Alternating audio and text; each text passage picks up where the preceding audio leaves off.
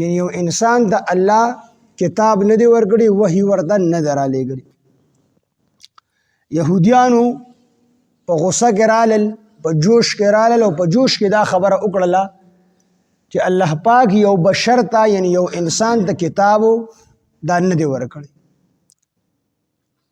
سعید ابن جبیر رضی الله عنه روایت نقل کړي چې رسول الله صلی الله علیه وسلم لا د یهودیانو یو مشر راغی، د دې رئیس و مشر و، دغه نوم مالک بن سویف او د نبی علیه السلام سره مناظره مباحثه وکړله.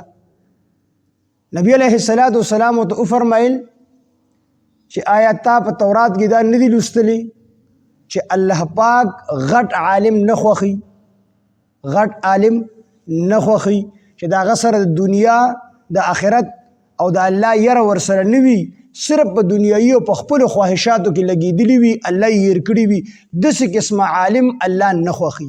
او دا مالک بن سویف چې دی د وجود نه غټ و. دی په غصه کې راغی، په غصه کې وویل چې الله پاک تر اوسه پورې په یو کس باندې، یو انسان باندې چېرته کتاب نه دی نازل کړی. مطلب یې دا چې دا قرآن چې ته بیانې دا تا باندې الله نه دی نازل کړی، تا رضان نه جوړ کړی. نو څومره یهودیانو د ماتحت او ټولو چې کوم دی غصه شول، ورته دا الله بنده دا څه کوي؟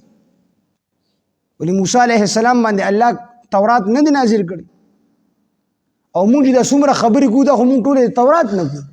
دا خو تا ډېره غلطه خبره وکړله. وی دی چې زه په غصه کې وم پوه شوی نه. نو دی د خپلې مشرۍ نه یهودیانو لرې کړو، د ده په ځای باندې کعب بن اشرف هغه یې مشر.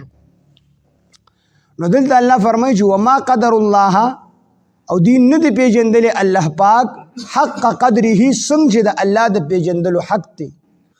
اذ قالو، هر کله چې دوی وویل ما انزل الله، چې نه دی نازل کړی الله علی بشر، په یو بشر انسان باندې، من شیء څه څیز، یعنې څه کتاب او څه وحي دا الله پاک په یو انسان باندې نه ده نازله کړی. دلته سوال راځي چې یهودیان، د یهودو زمونږ په نیز باندې خدا خبره مسلمه ده، یهودیانو هم دا خبره مني چې موسی علیه السلام باندې الله کتاب نازل کړی دی. نو دا خبره د یهودیانو په نیز باندې مسلمه ده، بیا ولې ده چې کوم دی د دې خبرې نه انکار کو چې الله په هیڅ چا باندې، هیڅ یو انسان باندې الله کتاب نه دی نازل کړی. نو دا غصه کې، او غصه کې د انسان دوه ځایونو کې د انسان عقل کار پرېږدي.